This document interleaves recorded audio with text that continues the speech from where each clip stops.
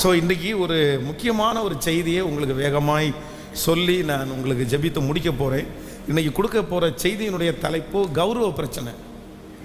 செய்தியினுடைய தலைப்பு என்னது? சத்தமாக சொல்லுங்கள் எல்லாருமே. கௌரவ பிரச்சனை. ஆமே. எத்தனை பேருக்கு கௌரவம் இருக்குது அப்படின்னு தெரியல. சில ஊழியக்காரர்கள் பிரசங்கம் பண்ணும்போது சொல்லுவார்கள், ஒரு கிறிஸ்தவன் அப்படின்னு சொன்னால், ஒரு கிறிஸ்தவன் ஆயிட்டான் அப்படின்னு சொன்னால் சூடு சொரணை மானம் ரோசம் வெக்கம் இது எல்லாத்தையுமே என்ன பண்ணணும் அப்படின்னு சொன்னால் கண்டிப்பாக சிலுவையில் அரைஞ்சிடணும். ஒரு உண்மையான கிறிஸ்தவனுக்கு ரோசம் இருக்கக்கூடாது. ஒரு உண்மையான கிறிஸ்தவனுக்கு அந்த மாதிரி அவங்க மான பிரச்சனை எல்லாம் வரக்கூடாது. அவங்க அதிலெல்லாம் அதை சிலுவையில் அரைஞ்சு ஒரு சாதாரணமான மனிதனாக இருக்க வேண்டும் என்று நிறைய ஊழியர்கள் சொல்லுவார்கள். ஆனால் இந்த கௌரவ பிரச்சனை, இந்த மானம் ரோசம் வெட்கம் இது எல்லாத்தையுமே எங்கே நான் பார்த்துருக்குறேன்னா, நான் வளர்ந்த சர்ச்சிலையும் பார்த்துருக்குறேன், நான் நடத்துகிற சர்ச்சிலையும் பார்த்துருக்குறேன். அதனால் ஆனாலும் ஆண்டவர் இந்த விஷயத்தை குறித்து நேற்றைக்கு என்னுடைய இருதயத்தில் ரொம்ப தெளிவாக ஆண்டவர் பேசினார். வேதத்தில் ஆண்டவர் ஒரு சிலருக்கு என்ன செய்யலை அப்படின்னு சொன்னால், கர்த்தர் அற்புதத்தையே செய்யலை. அவர்களை ஆண்டவர் முற்றிலுமாக அவர்களை கர்த்தர் விட்டார். சரி, நீ வச்சுக்கோப்பா, நீ பரவாயில்ல, உனக்கு வேணான்னு நினைக்கிறியா? சரி, நான் ஒன்றுமே பண்ண முடியாது. இந்த கேரக்டரில் நீ இருந்தேன்னா, இந்த சுபாவத்தில் நீ இருந்தேன்னா உனக்கு நான் எதையுமே பண்ண முடியாது. சரி, ஒரு கோபம் உன் கூட இருக்கட்டும், உன் எரிச்சல் உன் கூட இருக்கட்டும், உன்னுடைய கௌரவ பிரச்சனை உன் கூட இருக்கட்டும், நீ இறங்கி வா, அதுக்கப்புறம் பார்த்துக்கலாம் அப்படின்னு சொல்லி நிறைய பேருடைய வாழ்க்கையிலே ஆண்டவர் அமைதியாக இருந்தார். ஆண்டவரை பொறுத்த வரைக்கும் கர்த்தர் நமக்கு இரக்கம் உள்ளவர், நீடிய சாந்தம் உள்ளவர். ஆனால் சில காரியத்தை குறித்து நீங்கள் அப்படியே முருக பிடிச்சிட்டு நான் இறங்கவே மாட்டேன் அப்படின்னு நம்ம நினச்சா நிச்சயமாய் அந்த இடத்துல நீங்கள் இறங்குற வரைக்கும் அற்புதத்தை கண்டிப்பாக என்ன பண்ண முடியாதுன்னா, வேதம் சொல்லுகிறது, தன்னை தாழ்த்துகிறவன் எவனோ அவன் உயர்த்தப்படுவான். அதனால் தாழ்மை உள்ளவனுக்கு தான் ஆண்டவர் கிருபை அளிக்கிறார். வேதத்தில் ஒரு வசனத்தை வாசிக்கலாம். 1 கொரிந்தியர் 4ஆம் அதிகாரத்தினுடைய 13வது வசனத்தை வாசிக்க போகிறோம். 1 கொரிந்தியர் 4வது அதிகாரத்தினுடைய 13வது வசனம். தூசிக்கப்பட்டு வேண்டிக் கொள்ளுகிறோம், இந்நாள் வரைக்கும் உலகத்தின் குப்பையை போலவும் எல்லாரும் துடைத்து போடுகிற அழுக்கை போலவும் ஆனோம். இன்னொரு விஷயம் கூட வாசிக்கலாம். தூசிக்கப்பட்டு வேண்டிக் கொள்ளுகிறோம், இந்நாள் வரைக்கும் உலகத்தின் குப்பையை போலவும் எல்லாரும் துடைத்து போடுகிற அழுக்கை போலவும் ஆனோம். அடுத்த வசனத்தை, உங்களை வெட்கப்படுத்தும்படி நான் இவைகளை எழுதவில்லை, நீங்கள் எனக்கு பிரியமான பிள்ளைகள் என்று உங்களுக்கு புத்தி சொல்லுகிறேன். கர்த்தருடைய பிள்ளைகளே, இந்த இடத்துல அப்போஸ்தலனாகிய பவுல் என்ன எழுதுறார் அப்படின்னு சொன்னால், ஒரு காலத்தில் நீங்கள் என்ன ரொம்ப நல்லா வச்சுருந்தீங்க, எனக்காக பூமாலைகளை போடுவதற்கு ஆயத்தமாக இருந்தீர்கள், கடவுள்கள் நேரடியாக வந்திருக்கிறீங்கன்னு நீங்கள் சொன்னீங்க. ஒரு பக்கத்திலே அப்போஸ்தலனாகிய பவுலை அவரோடு கூட ஊழியம் செய்தவர்களை ரொம்ப புகழ்த்தி புகழ்த்தி புகழ்த்தி வச்சுருந்தாங்க. அப்படின்னா டாப் மோஸ்ட் தீர்க்கதரிசியாக நினைத்தார்கள். அவர்கள் பெரிய பிரசங்கியாராக அவர்களை பார்த்தார்கள். அவர்களுடைய உருமால்கள் அப்படின்னா அவருடைய கழுத்துகளிலே போடப்படுகிற கச்சைகள் எல்லாம் கையில் தொடுறதுக்கு ஆசைப்பட்டாங்க. அதை கிடைக்கிறதுக்கு இன்னைக்கு நம்ம நிறைய இடங்களில் பார்த்தீங்க அப்படின்னா, இந்த வீடியோக்களை பார்த்தீங்கன்னா சில அரசியல் தலைவர்கள், இன்னும் நிறைய அந்த படம் நடிகர்கள் எல்லாம் தங்களுடைய இன்னும் நிறைய அந்த விளையாட்டு போட்டியில் இருக்கிறவர்கள் தாங்கள் பயன்படுத்துகிற பொருட்களை பார்த்தீங்க அப்படின்னு சொன்னால் அப்படியே தூக்கி எறிகிறது வழக்கம். அப்படி எரியும் போது பார்த்தீங்கன்னா ஒரு பெரிய கூட்டம் அப்படியே அந்த பொருளை, அந்த தொப்பியை பிடிக்கிறதுக்கு, அந்த டிஷர்ட்டை பிடிக்கிறதுக்கு, இல்லைனா அவன் கையில் போடுற ஏதாவது ஒரு பொருளை பிடிக்கிறதுக்கு எல்லாரும் மிதித்து அதில் 4 பேர் அடிபட்டு நொறுங்கி எலும்பெல்லாம் நொறுங்கி போயிடும். ஏன்னா அந்த பொருள் எனக்கு வேணும். யாராவது ஒருத்தர் அந்த மாதிரி ஒரு பொருளை எடுத்துட்டாங்க அப்படின்னு சொன்னால், ஐயோ தலைவனுடைய டிஷர்ட் எனக்கு கிடச்சிருச்சுப்பா, எனக்கு தொப்பி கிடச்சிருச்சுப்பா, அதை நிறைய பேர் ரூமுக்குள்ளே கொண்டு போய் வச்சு பூஜையை பண்ணுறவங்க நிறைய பேர் இருக்காங்க. அப்போது இன்றைக்கு நம்ம பார்க்குற இந்த காரியங்கள் இன்றைக்கு மட்டுமல்ல, என்னைக்கும் இருந்துச்சுன்னா, அப்போஸ்தலனாகிய பவுல் ஊழியம் செய்கிற நாட்களில் கூட நிறைய பேர் அப்படி ஆசைப்பட்டாங்க. அவனுடைய உருமால்கள், அந்த கச்சைகள் கிடைக்காதா? ஏன் அப்படின்னு சொன்னால், அந்த கச்சைகளை கொண்டு போய் வியாதிஸ்தர் மேலே போடும்போது அந்த அபிஷேகத்தினுடைய நிறைவு அவர்களுக்கு விடுதலை கொடுத்துருச்சு. அதனால் அப்படி அப்போஸ்தலனாகிய பவுல் பார்த்தீங்கன்னா ஒரு பக்கத்தில் ரொம்ப டாப் மோஸ்ட் லீடராக இருந்தார், பெரிய ஊழியத்தை அவர் செய்தார். ஆனால் இன்னொரு பக்கத்தில் இந்த அப்போஸ்தலனாகிய பவுல் என்ன சொல்கிறார் அப்படின்னா, நாங்கள் தூசிக்கப்பட்டு வேண்டிக் கொள்ளுகிறோம். இந்நாள் வரைக்கும் உலகத்தில் குப்பையை போலவும் எல்லாராலும் துடைத்து போடுகிற அழுக்கை போலவும் ஆனோம். ஆனால் ஒரு பக்கத்தில் இப்படி போற்றுறாங்க, ஒரு பக்கத்தில் இப்படி கை தட்டுறாங்க, ஒரு பக்கத்தில் இப்படி கடவுள்ன்றாங்க. ஆனால் இன்னொரு பக்கத்தில் அவங்கள எப்படி மதித்தாங்க அப்படின்னு சொன்னால், அப்படியே தொடச்சி போடுற அழுக்க போல அப்படியே தூக்கி போட்டாங்க. ஆண்டவருடைய பிள்ளைகள் நிறைய பேருக்கு இந்த இரண்டு பக்கங்களும் இருக்கும். ஒரு பக்கத்தில் தூதர்களே நமக்காக காத்திருப்பார்கள். நீங்கள் ஜெபம் பண்ணீங்கன்னா நிறைய பேர் சந்தோஷப்படுவாங்க. நீங்கள் ஜெபம் பண்ணீங்கன்னா உங்களுக்கு அங்கீகாரங்கள் கிடைக்கும். நீங்கள் பிரசங்கம் பண்ணும்போது உங்களுக்கு அங்கீகாரம் கிடைக்கும். ஆனால் இந்த உலகத்தில் இருக்கிற இன்னொரு கூட்டம் நம்ம ஜெபம் பண்ணுறதை பார்த்து, கர்த்தருக்காக பக்தியாய் வாழ்கிறத பார்த்து நம்மளை என்ன நினைப்பாங்கன்னா பைத்தியக்காரங்க அப்படின்னு சொல்லுவாங்க. ஆனால் ஆண்டவருடைய பிள்ளைகளுக்கு என்ன வரக்கூடாதுன்னா, எங்களை துடைத்து போடுகிற அழுக்கை போல ஆனதற்கு பிற்பாடும் எங்களுக்கு என்ன பிரச்சனை வரலைன்னா, இந்த கௌரவ பிரச்சனைன்ற ஒன்று அந்த அப்போஸ்தலனாகிய பவுலுக்கும் அவனோடு ஊழியம் செய்தவர்களுக்கும் வரவே இல்லை. இன்றைக்கு இந்த செய்தியை முடிக்கும் போது ஆண்டவருடைய பிள்ளைகளாகிய நீங்களும் நானும் ஆண்டவரிடத்தில் என்ன ஜெபிக்கணும் அப்படின்னு சொன்னால், ஆண்டவரே என்னுடைய கௌரவத்தை நான் என்ன பண்ணுறேன் அப்படின்னா இறக்கி வைக்கிறேன். ஆமேன் சொல்லுங்க.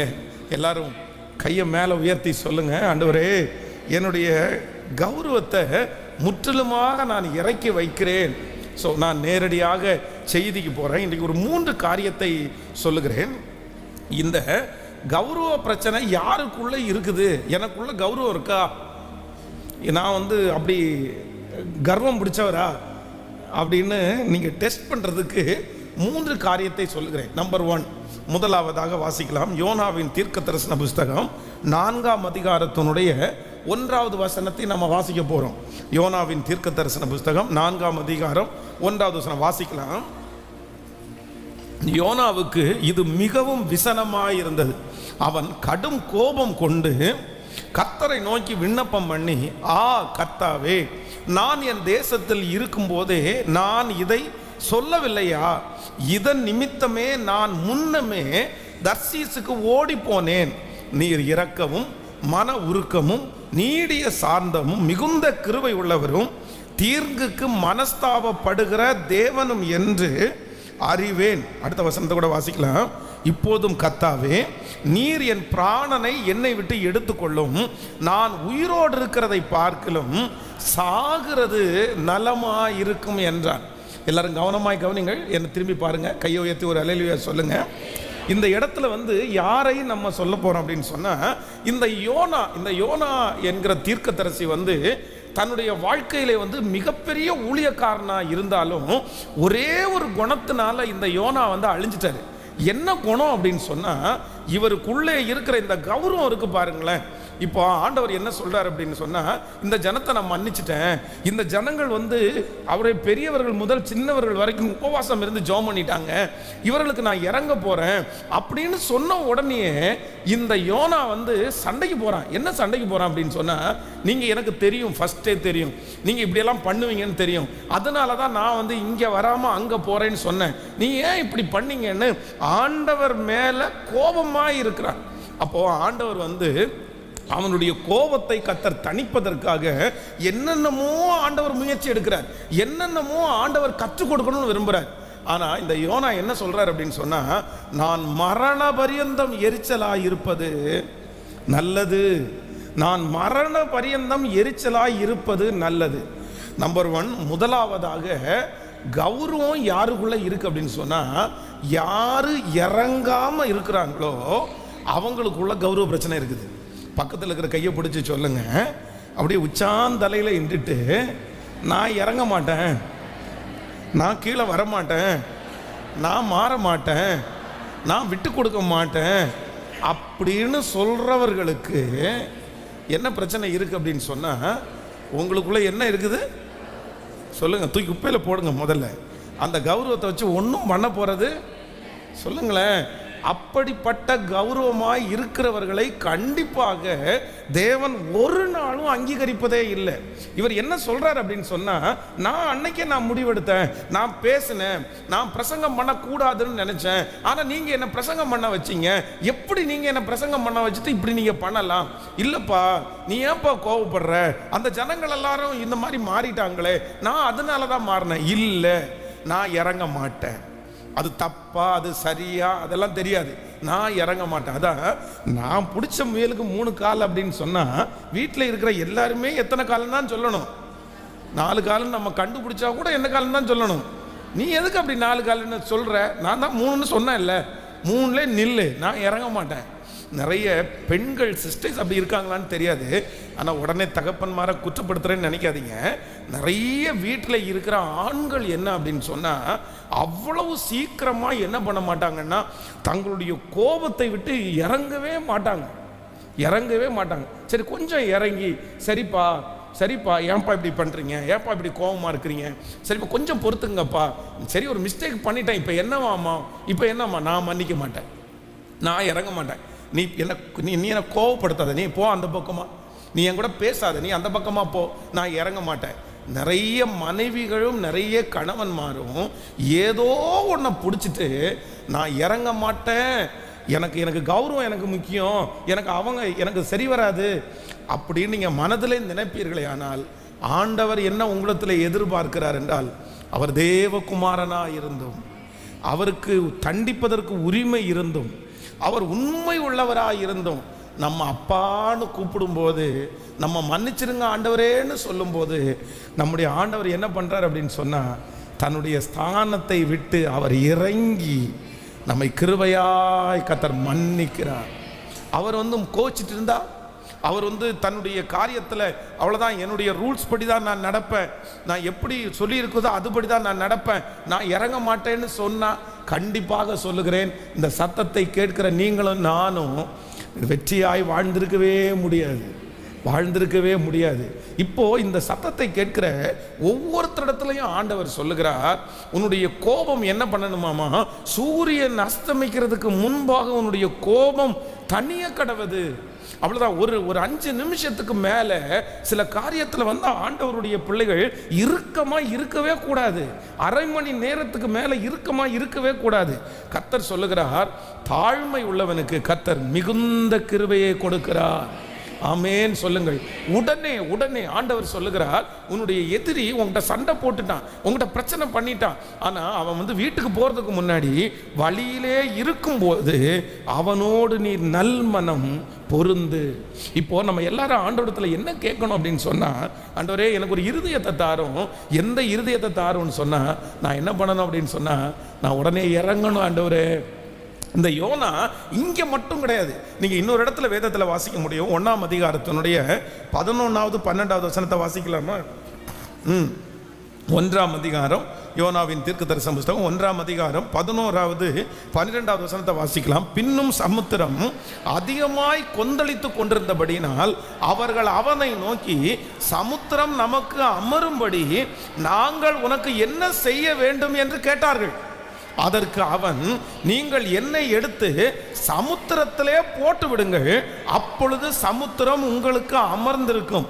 என் நிமித்தம் இந்த பெரிய கொந்தளிப்பு உங்கள் மேல் வந்தது என்பதை நான் அறிவேன்.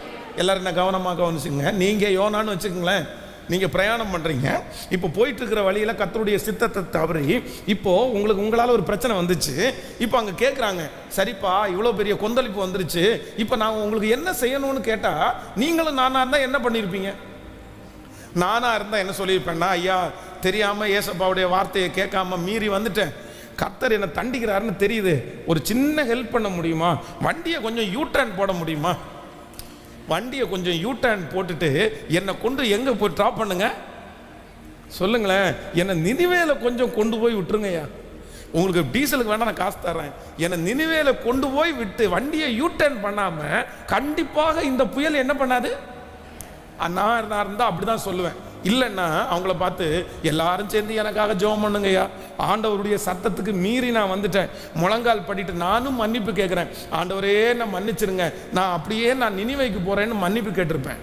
ஆனால் இந்த யோனா என்ன சொல்கிறார் அப்படின்னு சொன்னால், நான் ஒன்றும் பண்ணானா, நான் தான் தப்புன்னேன், இப்போ என்னவாம்மா, நான் தான் கீழ்ப்படியாமல் வந்தேன், சர்வ வல்லவருக்கு நான் ஊழியம் செய்கிறவன் தான், ஒன்றும் பிரச்சனை இல்லை, என்னை தூக்கி எங்கே போடுங்க.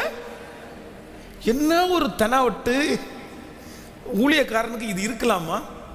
கௌரவம், பெரிய கௌரவம் குறைச்சி, ஒரு பெரிய பெரிய லாடு, என்ன ஒரு கௌரவம் பாருங்களேன். அப்படியெல்லாம் நான் இறங்கலாம் மாட்டேன், அப்படியெல்லாம் மன்னிப்பெல்லாம் கேட்க முடியாது, அப்படியெல்லாம் நான் இருக்க மாட்டேன், என்னை தூக்கி கடலை போட்டுருங்க சரியாக போயிடும், என்ன திரும்பி இன்னும் யூ டர்ன் போட்டு போகிறதா, செத்தாலும் சாகுறேன் அவ்வளோதான். நான் இந்த கடலுக்குள்ள சாவேனே தவிர அந்த இடத்துலையும் பயங்கரமான ஒரு பெருமை பாருங்களேன். அதான் இது ஏற்கனவே பெரிய, அதான் இது ஒரு பழமொழி கூட சொல்லுவாங்களே, மேய்க்கிறது எருமை, இதில் ஒரு பெருமை அப்படின்னு சொல்லுவாங்கல்ல. அது மாதிரி ஏற்கனவே இங்கே பிரச்சனை போயிட்டு இருக்குது, கடல் கொந்தளிச்சிட்டு இருக்குது, நம்முடைய லைஃபே ஒன்றும் இல்லாமல் போகுது, நம்ம எடுத்த முடிவுனால தான் இவ்வளோ பெரிய பிரச்சனைன்னு நமக்கு தெரியுது. இந்த பிரச்சனைக்கு காரணம் நான் தான் தெரியுது. ஆனாலும் என்ன அப்படின்னு சொன்னால், அந்த கௌரவன்ற ஒன்று இந்த மீசையில் மண் ஒட்டக்கூடாதுன்ற அந்த ஒன்றை பார்த்தீங்கன்னா, என்னை தூக்கி கடலில் போடுங்கன்னு சொல்கிற உடனே அந்த ஜனங்களுக்கு என்ன தோணுது அப்படின்னா, அவங்களுக்கு ஒன்றுமே புரியல. அவங்க உடனே இந்த இரத்தப்பழிக்கு நாங்கள் பாத்திரம் இல்லைன்னு சொல்லி அவங்க எல்லாம் பயந்தாங்களாமா. அவங்க அவனை தூக்கி கடலில் போடுறதுக்கு இவன் சொன்ன உடனே கடலில் தூக்கி போட்டுறல, திரும்பவும் அடுத்து முயற்சி எடுக்கிறாங்க. நீ சொன்ன உடனே உனக்கு மனசாட்சி இல்லாமல் சொல்லுவப்பா, நான் என்னப்பா பண்ணுறது. சில கணவன் மாதிரி சில வீட்டில் சொல்லுவாங்க தெரியுமா, ஆமாம் விஷத்தை கலக்கி கொடு, விஷத்தை கலக்கி கொடுத்தோன்னே குடிச்சிடுவாரா, விஷத்தை கலக்கி கொடு, என்னென்ன வார்த்தை சொல்லணுமோ அத்தனை வார்த்தை. ஆமாம் ஏங்க சுடுதண்ணி கொஞ்சம் லேட் ஆயிடுச்சு அப்படின்னு, இல்லை எனக்கு சளி பிடிச்சாலும் பரவாயில்ல, நான் கொஞ்சம் வெயிட் பண்ணுங்க, இப்போ 2 நிமிஷத்தில் பரவாயில்ல, நான் குளிச்சுக்கிறேன், இல்லைங்க கொஞ்சம் வெயிட் பண்ணுங்க, நான் கொஞ்சம் மறந்துட்டேன். என்ன மறந்துட்டேன் நீ? அதெல்லாம் செய்ய மாட்டேன், நான் சாகுறேன், இந்த நோய் வந்தே சாகுறேன், குளிர் வந்தே சாகுறேன், சளி பிடிச்சே சாகுறேன். இதுக்கு என்ன பிரச்சனை அப்படின்னு சொன்னால், அவங்களுக்கு ஒன்று தடுக்குது. என்ன தடுக்குது? இப்போது உங்களை பார்த்து சொல்லுங்கள், நீங்கள் உச்சந்தலையில் இருக்கிறீங்கன்னா உங்களுக்குள்ள என்ன இருக்குது? இருக்கிறீங்களா? ஒரு விஷயத்தில் இரக்கத்திற்காக கெஞ்சும் போது, தாழ்மைக்காக கேட்கும் போது, ஒரு உண்மையான தேவனுடைய பிள்ளை யார் அப்படின்னு சொன்னால், இறங்கி கடன் கொடுக்கிறவனை கர்த்தர் ஆசீர்வதிக்கிறாராம். நம்முடைய தேவன் யார் அப்படின்னு சொன்னால், இரக்கமும் மன உருக்கமும் நீடிய சாந்தமும் மிகுந்த கிருபையும் உள்ள கர்த்தர். ஹல்லேலூயா. இன்னைக்கு நிறைய கணவன் மனைவியினுடைய உடைவுக்கு என்ன காரணம் தெரியுமா? இந்த பிரச்சனை தாங்க காரணம். நிறைய பிள்ளைகள் பெத்த பிள்ளைங்க இன்னைக்கு ஒன்று சேராமல் இருக்கிறதுக்கு காரணம் என்ன தெரியுமா? தகப்பனாருக்கு இருக்கிற கௌரவ பிரச்சனை, தாயாருக்கு இருக்கிற கௌரவ பிரச்சனை. நான் என்ன அந்த ஆள்கிட்ட போய் நிற்கணும்? அந்த ஆள்கிட்டலாம் போய் நிற்க மாட்டேன். நான் அவன்கிட்ட போய் நிற்கிறதுக்கு என்ன, அவன் என்ன பெரிய ஆள், அவன் வரமாட்டானா, அவன் உட்கார மாட்டானா? இது என்ன அர்த்தம்? ஒன்று நினைத்து கொள்ளுங்கள். இளையகுமாரன் மூத்த குமாரனுடைய சம்பவம் நமக்கு எல்லாருக்கும் தெரியும். இந்த மூத்த குமாரனை குறித்து மூத்த குமாரன் என்ன சொல்றார் அப்படின்னு சொன்னா, நான் இத்தனை ஆண்டு காலமாய் உங்களுக்கு நான் என்ன பண்றேன், உங்களுக்கு ஒரு வார்த்தையை கூட நான் தட்டலை, நான் அப்படியே வாழ்றேன், எனக்காக ஒரு ஆட்டுக்குட்டி ஆயில் நீங்க என்ன பண்ணல, அடிக்கல. நான் ஃப்ரெண்ட்ஸ் இடத்துல போய் அனாவசியமா அப்படின்னா, இந்த மூத்த பையன் ரொம்ப நல்ல பையன், உண்மையான பையன், அவனுடைய தகப்பனுக்கு ரொம்ப கீழ்ப்படிந்த பையன், அவனுக்கு அவ்வளோ நல்ல கேரக்டர். ஆனால் இந்த மூத்த பையனுக்கு ஒரு மிகப்பெரிய நெகட்டிவ் வருது. இத்தனை தூரம் அவன் தன்னுடைய தகப்பனாருக்கு கீழ்ப்படிஞ்சு வாழ்ந்து கடைசியில் பிரயோஜனம் இல்லாமலே போயிருச்சு. என்ன காரணம் நினைக்கிறீங்க? அவங்க அப்பா சொல்றாரு, நீ எப்பா மகனே, என்னுடையது எல்லாம் உன்னுடையத்திலிருந்து நீ சம்பாதிச்ச உனக்கு கொடுத்த அந்த ஷேர்ல இருந்து ஒன்று கூட உங்க தம்பிக்கு நான் கொடுக்கலப்பா. ஆனால் இப்போ என்னுடைய எக்ஸ்ட்ரா இருக்கிறத வச்சு உங்கள் தம்பி மரிச்சான், திரும்ப உயிரோட வர்றான், வாப்பா நம்ம சந்தோஷப்பட்டு களி கூறலான்னு சொல்லி அவங்க அப்பா அந்த மூத்த குமாரனை வருந்தி அழைக்கிறாரு. ஆனால் அந்த மூத்த குமாரன் என்ன சொல்கிறான் அப்படின்னு சொன்னால், நான் உள்ள சொல்லுங்க. இப்போ மூத்த குமாரன் உள்ள வராததுனால அங்கே இருக்கிற நிகழ்ச்சி தடைப்பட்டுச்சா? அங்கே இருக்கிற சந்தோஷம் தடைப்பட்டுச்சா? அங்கே சாப்பிட்றவங்க சாப்பிடாம இருந்தாங்களா? பிரதர் சிஸ்டர், நீங்கள் ரொம்ப கவனமாக கவனிச்சுங்க. நீங்கள் கௌரவமாக இருக்கிறதுனால நீங்கள் தான் ஆசீர்வாதத்திற்கு புறம்பாவீங்க. நீங்கள் தான் அனுபவிக்க முடியாமல் கஷ்டப்படுவீங்க. ஆனால் உங்கள் கூட இருக்கிற எல்லாருமே, அது நீங்கள் சம்பாரிச்சதாக இருக்கலாம், அது உங்களுடையதாக இருக்கலாம், ஆனால் உங்களுடைய கௌரவ பிரச்சனையினால யாரு தான் பாதிக்கப்படுவீங்கன்னா நீங்கள் தான் பாதிக்கப்படுவீங்க. நீங்கள் தான் பாதிக்கப்படுவீங்க, வேற யாரும் பாதிக்கப்பட முடியாது. ஒரு நாள் ஜூடா அவங்க அம்மாட்ட கோச்சிட்டு இருந்தார். அப்போ நாங்கள் அன்னைக்கு என்ன நினைக்கிறோன்னா, ஹோட்டலில் போய் சாப்பிட்லான்னு நினைக்கிறோம். உடனே சரி போகலாம் அப்படின்னு சொல்லிட்டு ஒரு ஹோட்டலில் போய் சாப்பிட உட்காந்தா, நான் எனக்கு என்ன வேணுமோ ஆர்டர் பண்ணிட்டேன், பாஸ்டம்மா என்ன வேணுமோ ஆர்டர் பண்ணிட்டாங்க, சின்னவன் என்ன வேணுமோ ஆர்டர் பண்ணிட்டான். இவன்கிட்ட ஆர்டர் பண்ண சொன்னால் எனக்கு ஒன்றும் வேண்டாம் அப்படின்ட்டான். நான் சொன்னேன், டைம் ஆயிடுச்சு, ஏற்கனவே அங்கே க்ளோஸ் பண்ணிடுவாங்க, கிச்சன் க்ளோஸ் பண்ணுற டைமு, நம்ம ஏற்கனவே லேட்டாக வந்தோம், சீக்கிரமாக சொல்லிடு, இல்லைன்னா கிடைக்காது. இல்லை எனக்கு ஒன்றும் வேண்டாம் அப்படின்னு. சரி, உடனே ஒரு டம்ளர் தண்ணி எடுத்து நாங்கள் முன்னாடி வச்சேன். சரி, இதை குடிச்சுக்கோப்பா, நீ இன்னைக்கு உபவாசம் அப்படின்னு சொல்லியாச்சு. இது என்ன அப்படின்னா, எங்களுக்கு ஆர்டர் பண்ணதெல்லாம் எங்களுக்கு வந்துச்சு. வந்த உடனே பாஸ்டம்மா என்ன பண்ணிட்டாங்கன்னா, சரி ஒரு சாப்பாடை கொஞ்சத்தை உருட்டி அவன் வாயில் கொண்டு போகும்போது எனக்கு வேண்டாம் அப்படின்ட்டான். ஸோ 2 டைம் ட்ரை பண்ணாங்க. நான் என்ன சொன்னேன்னா, நீ விட்டுரு அப்படின்ட்டேன். சரி நீ விட்டுரு அப்படின்னு. நாங்கள் 3 பேரும் நல்லா சாப்பிட்டோம். ஆனால் சின்னவனுக்கு பார்த்தீங்க அப்படின்னு சொன்னால் மனசு கொஞ்சம் கஷ்டமாக இருந்து கேட்டே இருந்தான், அண்ணன் என்னண்ணா சாப்பிடுண்ணா அப்படின்னு. இவன் கேட்கவே இல்லை. கடைசியில் நாங்கள் சாப்பிட்டு முடிக்கும்போது வெயிட்டர் என்ன சொன்னான்னா, சார் கிச்சன் க்ளோஸ் பண்ணுறோம், வேறு ஏதாவது வேணுமான்னு கேட்டோம். அப்பவும் நான் கேட்குறேன், கடைசியாக கேட்குறாரு ஏதாவது வேணுமான்னு கேட்டால், இவர் என்ன பண்ணிட்டார் அப்படின்னா, வேணாம் எனக்கு வேணான்ட்டார். சரி ஓகே, வேணான்னா இப்போ என்ன பண்ண முடியும், அதுக்காக நம்ம பட்டினியாக இருக்க முடியுமா அப்படின்ட்டு வந்தாச்சு. வீட்டுக்கு வர்ற வரைக்கும் அவ்வளோதான், அந்த ஊற வச்ச மூஞ்சி கீழே இறங்கவே இல்லை. ஆனால் வீட்டுக்கு அந்த படிக்கட்டில் ஏறி ஃபஸ்ட்டு வார்த்தை என்ன சொன்னான்னு தெரியுமா? மம்மி எனக்கு பசிக்குது, மம்மி எனக்கு என்னப்பா இப்போ நேரத்தில் பசிக்குதுன்ற, எனக்கு பசிக்குது இனி எங்கேயும் எதுவுமே பண்ண முடியாது அப்படின்னு சொல்லிட்டு, அப்புறம் தோசை மாவு, நம்ம வீட்டில் நிறைய பேர் இந்த கவரில் என்னைக்கு தோசை மாவு விற்க ஆரம்பித்தாங்களோ அன்னையிலேருந்து எல்லாருடைய வீட்லையும் ஸ்டாக்கேஜ் இந்த தோசை மாவு கண்டிப்பாக இருக்கும். இந்த தோசை மாவு ஒன்று ஸ்டாக்கேஜாக இருக்குது, சரி வா உனக்கு தோசை சுட்டு தரேன் அப்படின்னு சொல்லிட்டு பழைய தோசை மாவில் 2 தோசையும் ஒரு சட்னியும் வச்சு சாப்பிட்டுட்டு ஒழுங்காக மேலே நான் கேட்டேன், தேவையாப்பா உனக்கு, நீ ஃப்ரைட் ரைஸ் சாப்பிட்ருக்கலாம்ல, சில்லி சிக்கன் சாப்பிட்ருக்கலாம்ல, அதை விட்டுட்டு இவ்வளவு நீ இறங்காமல் இருந்த அந்த ஒரு காரணத்திற்காக இந்த பழைய தோசை மாவுலையும் சாப்பிடலாமாப்பா, இது உனக்கு தேவை, இது உனக்கு வேணும். அப்போது ஆண்டவருடைய பிள்ளைகளே, ஒன்று நினைத்து கொள்ளுங்கள், இந்த இடத்துல இளைய குமாரனுக்கு சந்தோஷம் வருது. பாடுபட்டவர் இவர் தான், பணம் கொடுத்தவர் இவர் தான், இவருடைய ஆசீர்வாதத்தினால தான் அந்த வீடு இன்னைக்கு வரைக்கும் நிற்குது. ஆனால் இவர் மனசில் அப்படி இருந்தார்ன்றதுக்காக யாருமே இவரை பார்க்கவே இல்லை, யாருமே அவர் மேலே பரிதாபப்படவே இல்லை. சிக்காகிறது நான் என்னன்னா, இதை ஒருவேளை ஒரு ஜோவியெல்லாம் உங்களிடத்துல ஒருவேளை சொன்னாலும் ரொம்ப வருத்தத்தோடு நான் சொல்கிறேன், தகப்பன்மாருக்கு நான் சொல்கிறேன், பிரதேசுக்கு சொல்கிறேன், கடைசியில் பாதிக்கப்படுறது யாரு தெரியுமா? கஷ்டப்படுற நீங்கள் தாங்க பாதிக்கப்படுவீங்க, சம்பாதிக்கிற நீங்கள் தாங்க பாதிக்கப்படுவீங்க. நீங்கள் காலையிலேருந்து சாயுதம், நீங்கள் வீட்டுக்குள்ளே இருக்கிற அந்த சாப்பாடு அவர்களுக்கு தன்னை போல வந்தது கிடையாது, நீங்கள் உழைச்ச சாப்பாடு, உங்களுடைய ரத்த வேர்வை அதில் இருக்குது, நீங்கள் தான் அதில் அனுபவிக்கணும். அந்த வீடு உங்களுடையது, அதில் இருக்க யூஸ் பண்ணுற தண்ணி உங்களுடையது, அந்த சாப்பாடு உங்களுடையது. ஆனால் என்ன தெரியுமா, உங்களுடைய ஒரே ஒரு அந்த கௌரவ பிரச்சனை, ஒரே ஒரு கோபத்தினால அந்த சாப்பாடு உங்களுக்கு நிம்மதியாக இல்லை, அந்த வீடு உங்களுக்கு நிம்மதியாக இல்லை, அந்த ஆசீர்வாதம் உங்களுக்கு நிம்மதியா இல்லை. ஆனா பாருங்க, அதுக்காக உங்க மனைவி பட்டினியா இருந்தாங்களா? அதுக்காக உங்க பிள்ளைங்க பட்டினியா இருந்தாங்களா?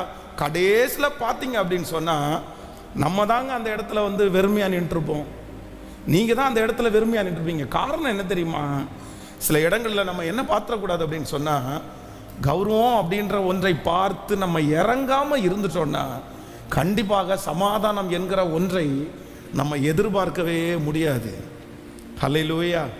பக்கத்தில் இருக்கிற கையை பிடிச்சி சொல்லுங்க, சமாதானம்னு ஒன்று வேணும்னா, நீங்கள் சுகமாக இருக்கணும்னா, அப்பாவுடைய சந்தோஷத்தில் நீங்கள் பங்கு பெறணும்னா, நீங்கள் என்ன பண்ணணும்னா இறங்கணும். சத்தமாக சொல்லுங்க.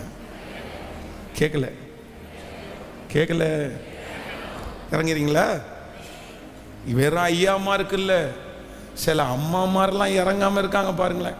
கேட்டால் 5 வருஷமா ஐயாட்ட பேசுகிறதே இல்லையாம்மா. இதெல்லாம் அந்த ஆண்டவருக்கு. நான் எனக்கு வேதத்தில் ரொம்ப பிடிச்சது என்ன அப்படின்னா, சகைவை குறித்து வேதம் சொல்லுகிறது. சகைவை பார்த்த உடனே ஆண்டவர் என்ன சொல்றாரு அப்படின்னா, சகைவே இன்றைக்கு நான் உன்னுடைய வீட்டில் என்ன பண்ணணும். வேதத்தில் யார்கிட்டையுமே ஆண்டவருடைய பேசினதே இல்லை.